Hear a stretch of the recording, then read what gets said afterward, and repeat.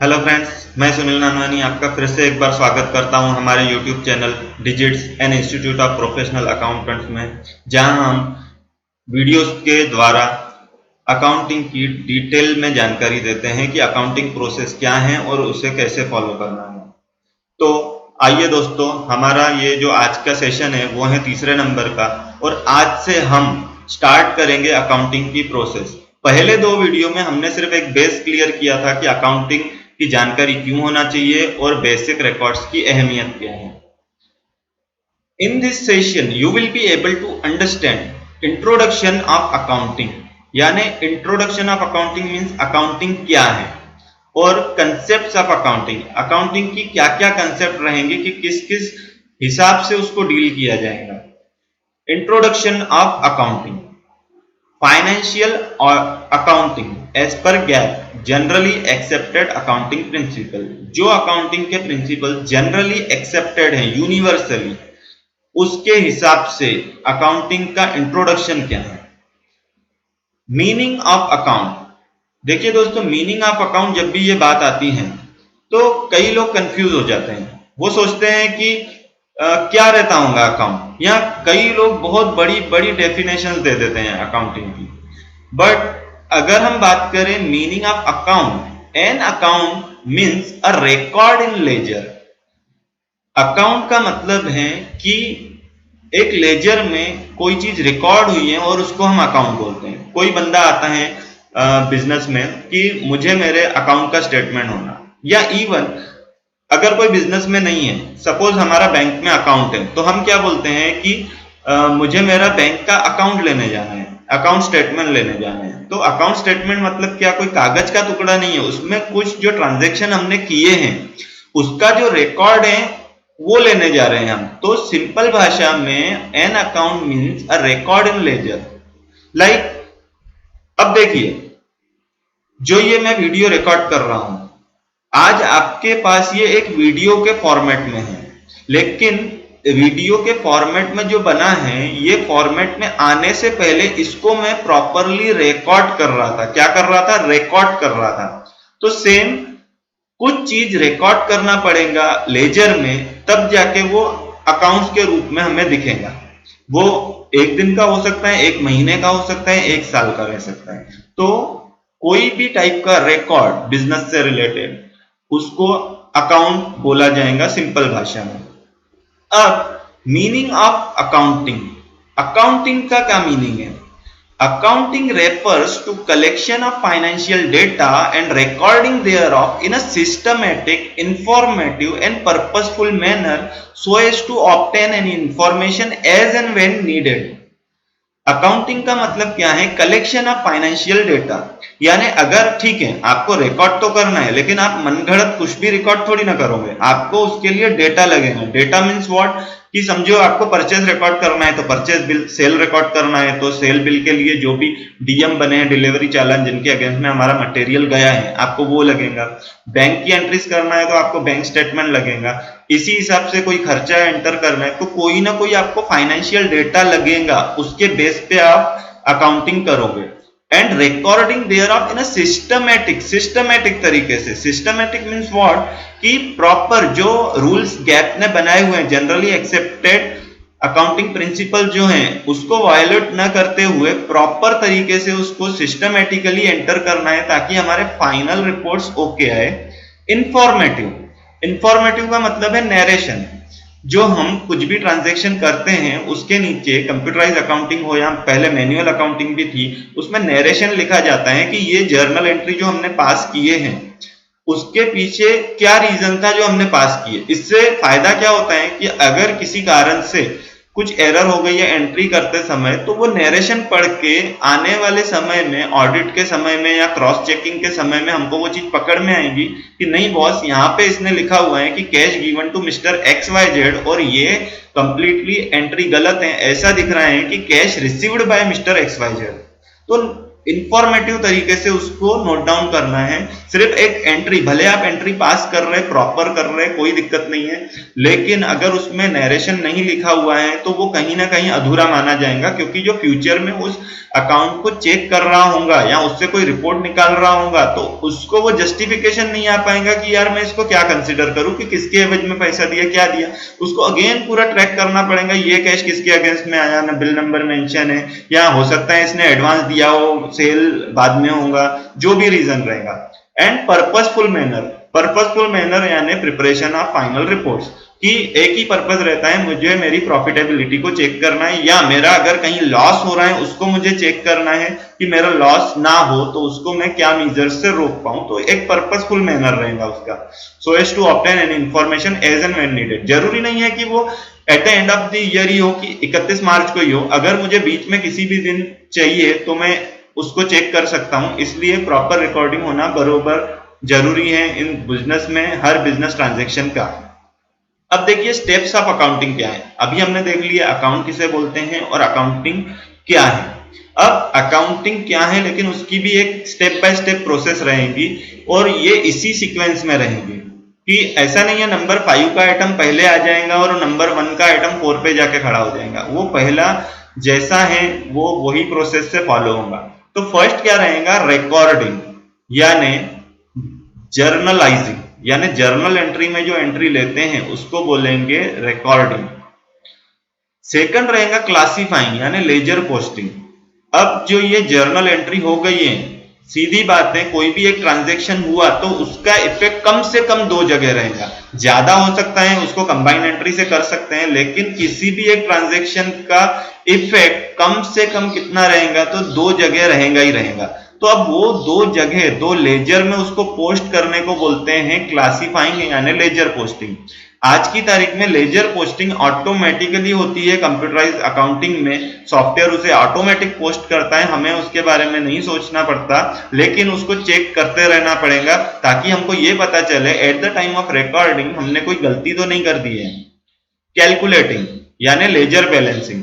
अब ledger posting भी हो गई, डेबिट हो गया, क्रेडिट हो गया, ठीक है, लेकिन लेजर बैलेंसिंग मतलब कि आज तारीख में उस बैलेंस में कितना क्लोजिंग बैलेंस है ये देखना पड़ेगा, ताकि मुझे मार्केट से कितना लेना है कितना देना है इसकी जानकारी मुझे पता चले, मेरा कितना पैसा डूब रहा है या मेरा कितना खर्चा हो रहा है total eight the end of the year या एट एनी गिवन टाइम।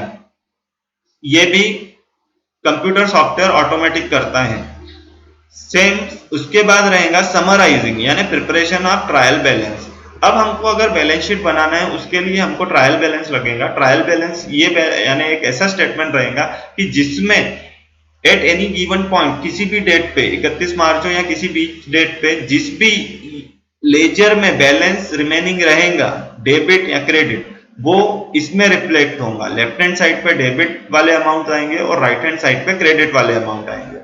अब इस ट्रायल बैलेंस के बेस पे रिपोर्टिंग यानी प्रिपरेशन ऑफ फाइनल अकाउंट। अगर कोई भी आपको देखना है बिजनेस का फाइनेंशियल स्टेटस तो आप डायरेक्ट रिपोर्ट ओपन करोगे, ना कि each and every ledger like sale register या परचेस रजिस्टर या एक्सपेंसेस रजिस्टर, ऐसा कुछ नहीं देखोगे। तो प्रिपरेशन ऑफ फाइनल अकाउंट्स का मतलब है कि reports, final reports, reporting aspect रहेगा ये।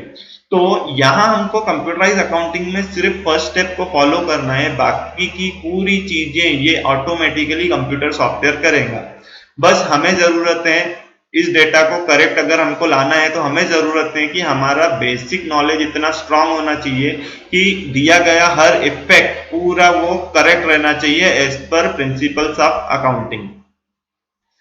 देखिए दोस्तों, अब कंसेप्ट्स ऑफ अकाउंटिंग की कंसेप्ट क्या है, किस तरीके से अकाउंटिंग की जाएगी। अब business means buying and selling of goods and और सर्विसेज।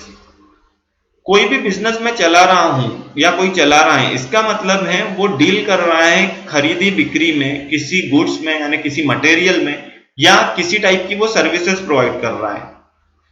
या हो सकता है कि कॉम्बिनेशन ऑफ टू हो, कोई गुड्स भी दे रहा हो और सर्विसेज भी प्रोवाइड कर रहा हो। To know the actual financial position of business at any time, it needs to maintain the proper accounting of all its records. अगर उसकी प्रॉफिटेबिलिटी यानी मेरा जो मैं इतनी मेहनत कर रहा हूं, इतना मैंने इन्वेस्ट किया है, उसका रिटर्न ऑन इन्वेस्टमेंट कुछ आ रहा है नहीं आ रहा है, या बस मैं टाइम वेस्ट किए जा रहा हूं, ये जानने के लिए हमको उसके पूरे ट्रांजेक्शन को प्रॉपरली रिकॉर्ड करना पड़ेगा। To maintain books of accounts of any entity means all the transaction will be recorded from the viewpoint of that entity, even not as per the viewpoint of from its owner, as business is always treated as different person from owner। अगर आपको इसका सही effect लाना है, भले आपकी एक proprietorship firm हो और आप उसके ओनर हैं, तो आप जो भी ट्रांजैक्शन कर रहे हो आपको बिजनेस के पॉइंट ऑफ व्यू से देखना है, ना कि खुद के पॉइंट ऑफ व्यू से। अगर आप खुद के पॉइंट ऑफ व्यू से देखोगे तो वो रिपोर्ट्स पूरी गलत हो जाएंगी, क्योंकि लीगल भाषा में बिजनेस और बिजनेसमैन इनकी एंटिटी टोटल अलग रहती है, दोनों को सेपरेट कंसीडर किया जाता है। जैसा अगर मैं सुनील नानवानी हूं तो और मेरे नाम पे कोई फर्म है सुनील ट्रेडर्स, तो लीगल भाषा में सुनील ट्रेडर्स को कंप्लीटली अलग माना जाएगा और सुनील को अलग। भले ही अगर हम प्रोप्राइटरशिप की बात कर रहे हैं उसमें मेरा पैन नंबर और सुनील ट्रेडर्स का पैन नंबर एक ही रहेगा, क्योंकि उसी में मेरी इनकम टैक्स जाएंगी, लेकिन फिर भी उसको डिफरेंट वे से देखा जाएगा कि ये सेपरेट चीजें और सुनील अलग है, ये इंडिविजुअल है और ये उसका बिजनेस है। तो उस बेस पे अगर हम अकाउंटिंग करेंगे, और उसी बेस पे करना भी पड़ेगा, करेंगे का मतलब करना भी पड़ेगा, तो ही वो रिपोर्ट्स प्रॉपर आएंगी। Types of accounting concepts. अब क्या क्या टाइप की अकाउंटिंग कंसेप्ट्स हैं? एक है एक्रूअल कंसेप्ट, फर्स्ट नंबर की accrual concepts. In this concept, any item of payment or receipt shall not be considered as an expense or an income unless and until such payment or receipt falls due। देखिए, accrual concept का मतलब क्या है कि कोई भी चीज तब तक इनकम या एक्सपेंसेस नहीं माना जाएगा तब तक वो फॉल्स ड्यू नहीं होती। फॉल्स ड्यू का क्या मतलब है? It falls due eight the time when the right to receive the income arises on the part of the receiver of income and an obligation to pay arises on the part of the giver of an expense। कि जब तक right to receive, जो income receive कर रहा है उसका right नहीं है वो रिसीव इनकम लेने का, और ऑब्लिगेशन टू पे, जिसने पैसा दे दिया है या देना है, जब तक उसका ऑब्लिगेशन नहीं होता वो पैसा देने का, तब तक उसको माना नहीं जाएगा इनकम या एक्सपेंस। सपोज आपने किसी को परचेज ऑर्डर दिया कुछ मटेरियल लेने का, उसने बोला कि उसके पास वो स्टॉक में नहीं है और 4 से 5 दिन लगेंगे वो चीज को अरेंज करने में। अब वो मटेरियल का कॉस्ट समझो जा रहा था 10,000, लेकिन यहाँ पे आपका ऑब्लिगेशन टू पे तब तक नहीं आएगा जब तक वो फिजिकल फॉर्म में वो मटेरियल आप तक डिलीवर नहीं किया जाता। सेम वैसा ही वो जो आपका सप्लायर है उसका राइट टू रिसीव भी क्रिएट नहीं हुआ है, क्योंकि उसने एक्चुअल आपको माल अभी तक दिया ही नहीं है, उसके पास परचेस ऑर्डर पेंडिंग पड़ा हुआ है। सेम वैसा ही सर्विस इंडस्ट्री रहेगी। अगर आपको किसी ने पैसा दिया है, एडवांस दिया है कोई सर्विसेज के अगेंस्ट में, तो वो आपकी इनकम तब तक कंसिडर नहीं की जाएंगी जब तक आपका राइट टू रिसीव क्रिएट नहीं हुआ। राइट टू रिसीव मतलब जब तक आपने जिस सर्विस के लिए उसने पैसा दिया है वो सर्विसेज आपने उसको दे ना दी हो। सेम उसके पॉइंट ऑफ व्यू से देखिए, जो उसका ऑब्लिगेशन टू पे है वो जो है वो तब तक नहीं होगा जब तक उसको वो सर्विसेज मिल ना गई हो। तो भले उसने एडवांस देके रखा हुआ है, लेकिन उसको वो दिखाएगा एडवांसेस गिवन में, ना कि वो एक्सपेंसेस बुक कर लेगा, क्योंकि अभी तक उसको वो सर्विस मिली नहीं है, तो उसका वो खर्चा बुक करने का अधिकार ही नहीं है और पैसा आपको देने का लिए भी बाधित नहीं है। तो तब तक उसके बुक्स में वो एडवांस के रूप में ही पड़ा रहेगा। जैसा आपने उसको सर्विस दे दिया देन वो खर्चा बुक करेगा, और इधर जो आपको वो एडवांस मिला था उसको आप अपनी इनकम में इंक्लूड कर लोगे। This system of accounting recognizes all transactions as they are incurred without regard to the date of receipt और पेमेंट। भले हमको पहले पैसा मिल गया लेकिन जरूरी नहीं वो इनकम हो गई, भले हमने पहले पैसा दे दिया जरूरी नहीं वो एक्सपेंस है, क्योंकि अगर हमने एडवांस दिया है और राइट टू रिसीव और ऑब्लिगेशन टू पे जब तक नहीं हुआ है तब तक हमको उसको कंसिडर नहीं करना है इनकम एंड एक्सपेंसेस में, जब तक वो एक्रू नहीं होता, फॉल्स ड्यू नहीं होता। तो ये कंसेप्ट ये बोलती है कि पैसा मिल गया और पैसा दे दिया, इसका मतलब बुक्स में इफेक्ट उस हिसाब से दे देना है इनकम और एक्सपेंसेस में, ऐसा नहीं रहेगा जब तक वो क्रिएट नहीं होता। Matching concept. सेकंड कंसेप्ट है matching concept. In this system all items of income should be matched with the expenses incurred to earn that income in order to determine profit और लॉस ऑफ द कंसर्न। ये concept क्या बोलती है कि जो हमने income earn की है, सीधी सी बात है, वो इनकम अर्न करने के लिए हमने पहले कुछ इनिशियल कॉस्ट लगाए होंगे, कुछ एक्सपेंसेस किए होंगे, तो वो इनकम को हमको वो इनकम अर्न करने के लिए एक्सपेंसेस किए हैं उससे मैच करना पड़ेगा। लाइक अगर मैं किसी प्रोडक्ट में डील करता हूं, सप्लाई करता हूं और वो मैं मटेरियल सेल करता हूं, मेरा टर्नओवर है 1 करोड़ का या जो भी रहेगा 10 लाख का 50 लाख का, तो वो इनकम अर्न करने के लिए मेरे पास क्या क्या ऐसे खर्चे मैंने किया हुआ है तब जाके वो इनकम अर्न हुई है। हो सकता है मैंने एक गोडाउन लेके रखा हो, वेयर हाउस लेके रखा हो जिसका मैं रेंट देता हूँ, वो वेयर हाउस का इंचार्ज रखा हो, एक ट्रक रखा हो, एक ड्राइवर रखा हो उसको डिलीवर करने के लिए, और गुड्स की तो कॉस्ट रहेगी। तो ये इनकम जो मेरा टर्नओवर आया है, इसका मतलब आप ये नहीं बोलोगे कि मैंने 1 करोड़ रुपए कमा लिया है। वो जो इनकम है उसके लिए मैंने क्या खर्चा किया। यहाँ आप कोई मैन्युफैक्चरिंग कंसर्न और प्रोडक्ट सेल कर रहे हो रॉ मटेरियल लेके, तो वो रॉ मटेरियल की कॉस्ट ऐड हो गई, देन लेबर चार्जेस ऐड हो गए, इलेक्ट्रिसिटी ऐड हो गई, और बाकी कार्टिंग चार्जेस, लोडिंग अनलोडिंग सब ऐड होंगे। तो यानी जो इनकम अर्न किया है उसको कंपेयर करना पड़ेगा कि हमने वो अर्न करने के लिए क्या क्या खर्चे किया है, उसको मैच करना पड़ेगा और तब जाके उसकी नेट इनकम निकालेंगे। According to this concept, adjustment should be made for all unpaid expenses, prepaid expenses, accrued incomes and incomes received in advance. अब देखिए मैचिंग कंसेप्ट के हिसाब से इनकम जो अर्न हुई उसके साथ हमको मैच करना है कि एक्सपेंसेस क्या हुए। सपोज मार्च आ गया, मार्च में सॉफ्टवेयर स्पिलिट करना पड़ेगा, नया फाइनेंशियल ईयर स्टार्ट होगा, आपका एक मैन्युफैक्चरिंग कंसर्न है, आपने रॉ मटेरियल से एक फिनिश्ड प्रोडक्ट बनाया, उसको सेल आउट कर दिया, सेल हो गया उस चीज का, लेकिन आपने लेबर कॉस्ट जो थी, लेबर चार्जेस, उसका पेमेंट नहीं किए हो, तो इसका इफेक्ट क्या पड़ेगा कि अगर आपने पेमेंट नहीं किए हो, वो पेमेंट आप करोगे नेक्स्ट ईयर अप्रैल में, तो यहाँ पे आपकी इनकम ज्यादा दिखेगी। इसके लिए आपको जो ये अनपेड एक्सपेंसेस हैं मार्च में, वो क्रिएट करना पड़ेगा कि लेबर चार्जेस पेएबल, तो ये खर्चा बुक हो जाएगा अगेंस्ट दैट इनकम, तो आपका नेट इनकम कितनी अर्न हुई वो रिफ्लेक्ट हो जाएगा। सेम रहेगा प्रीपेड एक्सपेंसेस। अगर आपने किसी को एडवांस देके रखे हो किसी चीज के लिए, वो काम अभी तक नहीं हुआ है, तो वो प्रीपेड एक्सपेंसेस को आप खर्चा बुक नहीं करोगे, उसको आप रखोगे एडवांसेस गिवन में। एक्रूड इनकम्स, लाइक भले आपको पैसा नहीं मिला है लेकिन वो इनकम एक्रू हो गई है। हमने ऊपर ही देखे थे यहाँ पे एक्रूअल कंसेप्ट में कि भले वो एक्रू हो गई है इनकम, कि मैं इससे लूंगा पैसे। सपोज हमारा जैसा इंस्टीट्यूट है डिजिट्स, अकाउंटिंग ट्रेनिंग प्रोवाइड करता है, कोई स्टूडेंट हमारे पास आता है, किसी रीजन से उसके पास पैसे नहीं है, वो बोलता है कि मैं लेटर डेट यानी बाद में दूंगा, तो उसको हमने पढ़ाना स्टार्ट कर दिया, पढ़ाते पढ़ाते 1 महीना हो गया, देन यहाँ पे एक्रू हो गई वो इनकम, भले रिसीव नहीं हुई है एक्चुअल, लेकिन हमारा राइट टू रिसीव यहाँ पे क्रिएट हो चुका है कि हम उससे 1 महीने की फीस लेंगे। तो ये एक्रूड इनकम की एंट्री हमें लेना पड़ेगा कि हमारी ऑर्गेनाइजेशन ने ये इनकम अर्न कर ली है, मिली नहीं मिली ये बात नहीं आएगी, बट इनकम अर्न कर दिए हैं। And incomes received in advance, same. अब इसी हमारी जो मैंने एग्जांपल दिया इंस्टीट्यूट का, उसका ही मैं एग्जांपल देता हूं, इनकम रिसीव्ड इन एडवांस।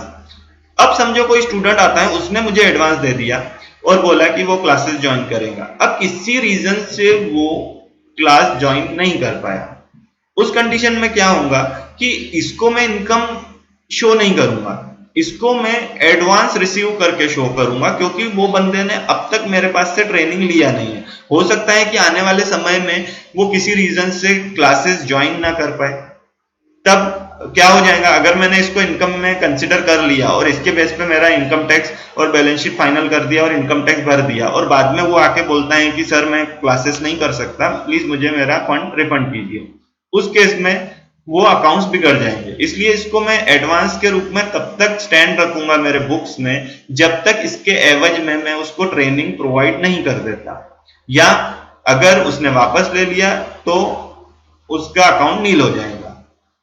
तो मैचिंग कंसेप्ट का मतलब है कि एट एनी गिवन पॉइंट आपको वो मैच करना पड़ेगा कि मैं जो इनकम कर रहा हूं उसके एवज में मेरे को खर्चे क्या लग रहे हैं और उसके बाद मेरी नेट इनकम कितनी है। मटेरियलिटी कंसेप्ट, थर्ड नंबर है materiality concept. The materiality principle states then an accounting standard can be ignored if the net impact of doing so has such a small impact on the financial statement that a user of the statements would not be misled। देखिए, financial record जो भी बनाए जाते हैं वो बनाए जाते हैं किसी ना किसी को स्टडी करने के लिए, कि या तो ओनर स्टडी करेगा या मैनेजर स्टडी करेगा, या हो सकता है अगर लिमिटेड कंपनी है तो उसके शेयर होल्डर्स या जनरल पब्लिक भी उसको स्टडी करेंगी।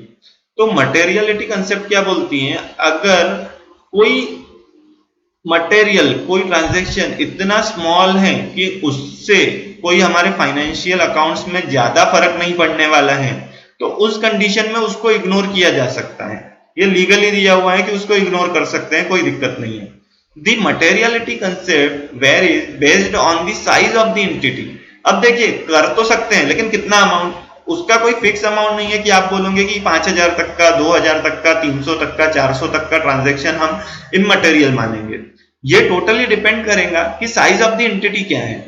A massive multinational company may consider rupees 10 lakhs transactions to be immaterial in proportion to its total activity, but this amount could exceed the revenues of a small local firm and so would be very material for that firm। अब देखिए, कोई एक multinational company है जिसका turnover सैकड़ों करोड़ों में, तो उस कंडीशन में क्या होगा, वो अगर 10 लाख का कोई एक्सपेंसेस करती है, कोई ट्रांजैक्शन हो गया और किसी रीजन से उसको करना है कि उसको नहीं कंसिडर करना है, तो उसके लिए वो चल जाएगा। अब सेम चीज स्मॉल फर्म जिसका टर्नओवर ही समझो 50 लाख का है और वो बोलेगा कि मैं 10 लाख का ट्रांजैक्शन इममटेरियल कंसीडर करके उसकी रिकॉर्डिंग बुक में नहीं करता, तो उसका पूरा जो फाइनल रिपोर्ट्स हैं, जो इसका इनकम स्ट्रक्चर है, उस पर बहुत काफी हद तक चेंज पड़ जाएगा। मल्टीनेशनल कंपनी के लिए जो 100 करोड़ वाली थी उसके लिए 10 लाख यानी 0 समथिंग परसेंट में जाएगा, लेकिन यहां जो 50 लाख वाला है ऑलमोस्ट उसके लिए 10 लाख यानी उसका 20% रहता है, तो पूरी की पूरी रिपोर्ट बिगड़ जाएंगी। तो जो वो बंदा रिपोर्ट पढ़ रहा है वो मिसलीड हो जाएगा, उसको समझ में ही नहीं आएगा ये बिजनेस का एक्चुअल फाइनेंशियल पोजीशन क्या है। रीजन कि ये छोटी फर्म वाले ने बहुत बड़ा अमाउंट को इममटेरियल कंसिडर कर लिया था। आइए हम एग्जांपल देते हैं। As an example of an clearly immaterial item, you may have prepaid rent of rupees 1800 that covers the next 6 months. Under the matching principle, you should charge the rent to expense over 6 months. However, the amount of the expense is so small that no reader of the financial statement will be misled if the entire rupees 1800 is charged to expense in the current period rather than spreading it over the usage period। अब देखिए, matching concept क्या बोलती है कि आपने कोई income earn किए हो, उसके एवज में जो खर्चे किए हो उससे मैच करना है। अब आपने कोई सेल की, एक छोटा सा जगह पे आपने, कोई छोटा शॉपकीपर है, छोटा सा जगह लिया हुआ है प्रीमाइसेस, जिसका 300 रुपए किराया है आउट एरिया में, और 6 महीने का, अब 300 रुपए वो इजीली दे सकता है। उसने क्या किया, 6 महीने का किराया एडवांस में दे दिया कि हर महीने मुझे नहीं देना है, मैं 300 रुपए के हिसाब से 6 महीने का दे देता हूँ, 6 × 8 लाख। अब मैचिंग कंसेप्ट बोलती है कि हर महीने आपने जो इनकम अर्न किए हो उसको हर महीने की एक्सपेंसेस से मैच करो, यानी 300 रुपए हर बार उसमें से लेस कर दो, आपके टर्नओवर में से लेस करो, मतलब सिर्फ हिसाब किताब के लिए कि मुझे ये भी खर्चा लगा था। लेकिन अब आप ही सोचिए कि 300 रुपए अगर किसी ने, जिसका टर्नओवर 1 लाख रुपए है महीने का, और उसने 300 रुपए कंसिडर नहीं भी किया, तो एकदम नॉमिनल सा फर्क पड़ेगा इनकम वगैरह में। तो वो अगर चाहे तो 1800 जो इसने किया है एडवांस में रेंट का पेमेंट, चाहे तो जिस दिन उसने एडवांस पेमेंट कर दिया तब, लेकिन बेहतर है जिस दिन वो एडवांस पीरियड खत्म हो उस दिन करे। क्यों? तो आज उसने वो एडवांस दिया है तो उसका राइट है, उसकी वो एसेट्स हैं, एडवांस है। लेकिन अगर 6 महीने लैप्स हो जाते हैं, मतलब वो जो उसने एडवांस 1800 रुपए दिया था, अब उसका ऑब्लिगेशन टू पे हो चुका था कि उसको उतना पैसा देना था, तो तब अगर वो खर्चा एक साथ बुक करता है तो बेहतर रहेगा। तो इससे कोई फर्क नहीं पड़ेगा इसने हर 3 महीने में खर्चा बुक किया या एक साथ किया, क्योंकि अमाउंट काफी कम है। इससे कोई रिपोर्ट्स में भारी फर्क नहीं पड़ने वाला। तो मटेरियलिटी कंसेप्ट हमको अलाउ करती है ऐसे ट्रांजैक्शन को एक साथ एंटर करने के लिए। In fact, if the financial statements are rounded to the nearest thousand, these transactions would not alter the financial statements at all. अगर देखिए फाइनेंशियल रिपोर्ट्स जो रहती हैं, स्टेटमेंट्स यानी फाइनल अकाउंट्स, जो ट्रेडिंग अकाउंट है, प्रॉफिट एंड लॉस अकाउंट है और बैलेंस शीट है, अगर उसको नियरेस्ट 1000 तक राउंडेड ऑफ करे, राउंड ऑफ मतलब जो सेल्स इनवॉइसेस हम पंच करते हैं आपने उसमें देखा होगा, अगर जो पॉइंट्स में आता है अमाउंट उसको हम अपवर्ड राउंड ऑफ करते हैं कि सपोज 45.46 आया तो उसको 45 माना जाएगा क्योंकि वो 0.50 से कम का अमाउंट है। अगर 45.52 आया तो हम उसको 46 कंसिडर करते हैं, उसको बोलते हैं राउंडेड टू द नियरेस्ट रुपी। एक सेल्स इनवॉइस को जब हम राउंडेड टू द नियरेस्ट रुपी कर सकते हैं तो फाइनेंशियल स्टेटमेंट्स को राउंडेड टू द नियरेस्ट 1000 कर सकते हैं। ये जो अलाउ किया गया है उसका रीजन ये है कि थाउजेंड्स यानी अगर वो कंप्लीट फिगर हो जाएगा ना तो जो बंदा उस रिपोर्ट्स को पढ़ रहा है, जो समझ रहा है, उसके बेस पे कोई डेटा बना रहा है, उसके लिए चीजें काफी आसान हो जाएंगी। अगर वो समझो फिगर्स ऐसा है 10,09,975 रुपीज, तो उसके लिए वो थोड़ा क्रिटिकल हो जाएगा। और अगर उसको वो जो 975 रुपीज है उसको डायरेक्ट 1000 में कन्वर्ट करके एक फिगर वो रख देता है तो उसके लिए इजी हो जाएगा, सामने वाले रीडर के लिए, और इवन जो प्रिपेयर कर रहा है उसके लिए भी इजी हो जाएगा आगे कुछ भी उसके बेस पे जजमेंट लेने के लिए। तो ये अलाउ है कि नियरेस्ट 1000 तक के फाइनेंशियल स्टेटमेंट्स को राउंडेड किया जा सकता है, बट वो अपवर्ड राउंडेड रहेगा। There are some exceptions to this. हाँ, इसमें कुछ एक्सेप्शंस है यानी अपवाद हैं कि क्या चीजें हम राउंड ऑफ नहीं कर सकते। Like as per the requirement of law, अगर लॉ की रिक्वायरमेंट है कि कुछ चीजें राउंडेड ऑफ नहीं की जाएंगी तो वो नहीं की जाएंगी। आप अपने हिसाब से उसको राउंड ऑफ कर दोगे तो वो प्रिंसिपल्स के अगेंस्ट हो जाएगा वर्क करना। लाइक उसका हम एग्जांपल लेते हैं, as per companies act and income tax act, depreciation even if of ₹200 is to be shown separately as it is material irrespective of the amount and also irrespective of the size of the organization।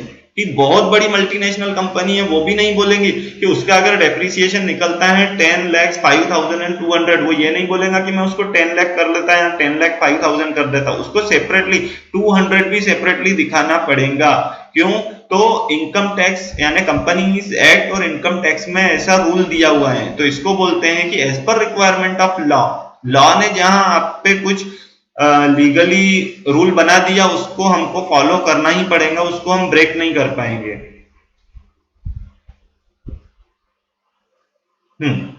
चौथे number की concept है entity concept. Entity concept means what? These concept deals in to make separate existence of business unit from its owner, otherwise the financial status and operating result of a business entity can't be ascertained। यानी जो businessman है वो business से अलग समझा जाएगा तभी जाके उसकी जो रिपोर्ट्स निकलेंगी वो प्रॉपर रहेंगी। अगर समझो बिजनेसमैन एक प्रोप्राइटर कंसर्न है, वो बिजनेस को और खुद को सेम समझता है। अब उसने कोई सेल किया अपने बिजनेस में से और वो सेल का पैसा आया, वो सोचेगा यार सेल का पैसा मैं रखूं या मेरा बिजनेस रखे, बात तो एक है। उसने उठा के जेब में डाल दिया। अब वो क्या दिखेगा? अब बिजनेस से सेल हुआ था और उसके पास बिजनेस में रिसिप्ट ही नहीं दिखेंगी कि सामने वाले बंदे ने पेमेंट कर दिया, तो उसके पास वो जो लेजर रहेगा कस्टमर का उसमें आउटस्टैंडिंग दिखेगा, भले उसने पैसा दे दिया है। अब ये भी बंदा गलत नहीं है, ओनर। क्यों? तो भैया मेरा ही तो बिजनेस है, मैंने अपने जेब में भी रख लिया तो क्या हरकत किया। लेकिन इससे क्या हो जाएगा कि हमारे अकाउंट्स पूरे बिगड़ जाएंगे। हमको सेपरेट करके देखना पड़ेगा चीजों को कि मैं अलग हूं, मेरा बिजनेस मेरे से कंप्लीटली डिफरेंट है, अलग है, अलग एंटिटी है।